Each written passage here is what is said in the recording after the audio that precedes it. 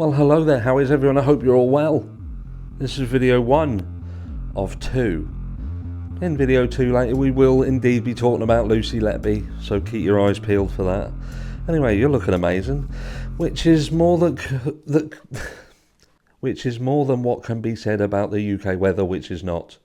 It's alright, it's not as bad as what I thought it would be, but we're back here and it is where we call home, so we can't complain too much. But we're going to get straight into the meat and potatoes because we do have some complaining to do. It's going to be a room splitter again, as we once again talk about Bryan Kohberger, but something a little bit different, because I do have to address a specific thing, and that is, look, Bryan Kohberger.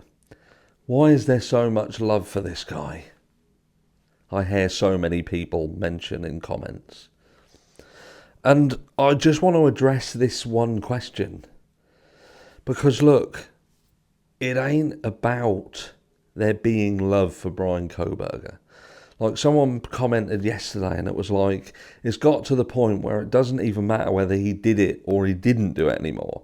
People just want to see him get off. And I do agree with that. I do think that it has genuinely got to that point where people are, I think they're so sick of watching what is happening in this case that it is now a case of, it's almost like a David versus Goliath situation where you've got the gigantian that is the law enforcement and court process versus a citizen of the United States of America. And it's more about people want to see the law enforcement and court process be taken to task. Because what it looks like, and look, I always talk about, I look at this from an outsider's perspective, someone who is not a professional, I'm not a lawyer. And again, you know me guys, I would always say, if you want to listen to a lawyer talk about it, then go and see Captain Sexy Pants over at Lawyer You Know, Peter Tragus, because he's a professional and he will tell you. But I think what we bring to it, when we talk about it, you and I, is a layman's perspective, the people who don't know the intricacies of it, and how watching cases like this and listening to what is happening, how they affect us and what they make us think and feel. Because we are general society. We're the people who are affected the most by it all, because it's what makes us trust in processes or not trust in processes. And think about this, for instance, like the other Idaho 4 case, where Major General Kayla goes into a home and kills a family because he feels he cannot depend upon law enforcement, because he has reported a situation that he feels places his children at risk and they fail to do anything about it. So he picks up a gun, goes into the home and annihilates an entire family. We hear about Sean Daugherty and the fact with which he was found deceased himself, and law enforcement puts that down to a self-deletion, and people on the outside, including his family and those on the peripheral, will look in and be like, well, how on earth did he do that? And again, distrust with law enforcement.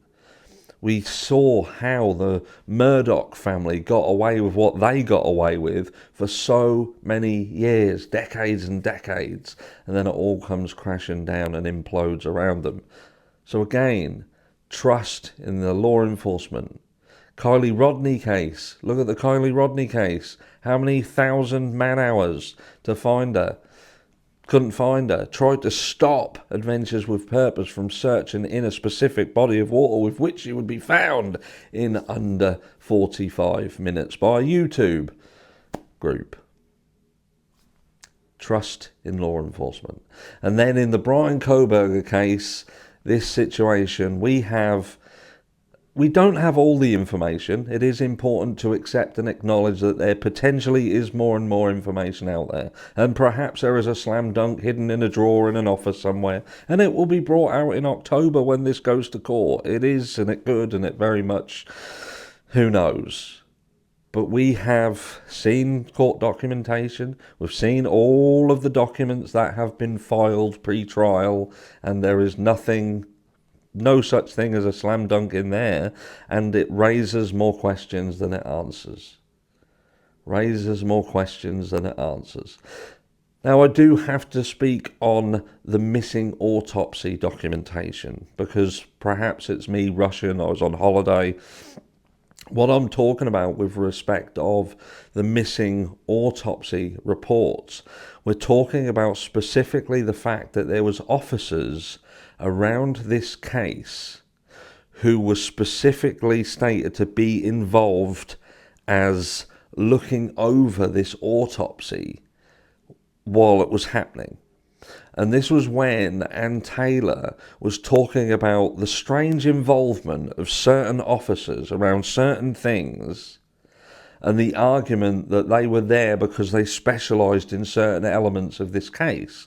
So Ann Taylor, first of all, wanted the proof that they were there, if they were, if they weren't, and records of the autopsies in their entirety, the records to see what their input on that was.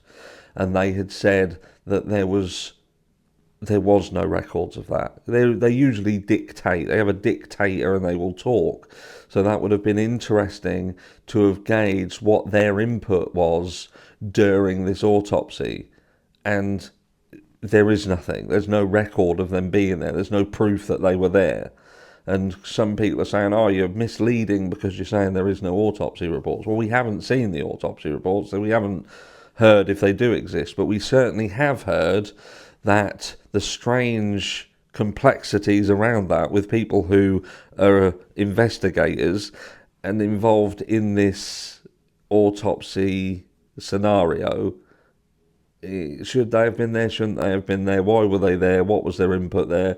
You heard what the coroner was coming out and saying, and how she very early on made it look like multiple weapons were used and a time of death that didn't actually match what we are now being told was the time of death. Remember that? Or are you one of the ones with a very short memory? But anyway, so look, this ain't about wanting Bryan Kohberger to walk. It's not about that whatsoever. I do not want a guilty man to walk. But equally, I don't want an innocent man to be sent down the river to his death if he didn't do it. And I keep having to go over the same things, but some people just get so frustrated when you talk about it, and it's sad. Because if you're a parent, if you are a parent and you have a child that is off at college, off at university, or even younger, but in the future they will, this is a scenario that your child, your relative, your sibling could find themselves in. It can happen. People do get convicted wrongfully. Bryan Kohberger could be an innocent man. Now, is it likely? Who knows? Like I say, I'm sitting on the fence because I do feel that from what I have seen and from what I have heard, there are questions that need to be answered, and there is nowhere near enough in the public eye for us to condemn the man. It's not up to us to condemn him, but there are so many people who are. There's still people who are, and they're saying the knife sheath. If he didn't do it, the knife sheath wouldn't have been there. If he didn't do it, he would have had more of an alibi regarding his car. And I just can't get into that argument anymore. It's driving me insane. If you genuinely are an American citizen and you can't see the failings in this process that you're seeing with Bryan Kohberger currently, then there is no help for you. And I do genuinely hope that you don't have children or you don't have people in your life who find themselves in this position, because it's clear that you're not going to be there to support them. Either that or you're just a hypocrite. But let me know down below, is this about the David and Goliath of law enforcement versus a citizen and wanting it to be played out fairly and to be able to trust in the system? And has the Idaho 4 case affected your ability to trust that process and cause genuine worry? And if so, why? Or do you feel that this is just about people wanting to support Bryan Kohberger because it earns more money? Because I promise you now, it certainly doesn't. It certainly doesn't. The people who earn the most money, certainly on this platform, are the people who condemn him, because that's a general consensus. That's what people want to hear. That's what people want to see. They want to see the guy burned at the stake, and they're willing to pay and get involved to do it. But that's me out. Like I say, I'm back in the UK, and for the next few days I'll be putting the studio back together and rebuilding it, ready for lives. Hopefully by the weekend, so we could be in a live together by Sunday. Be there. I'll catch you in the next one.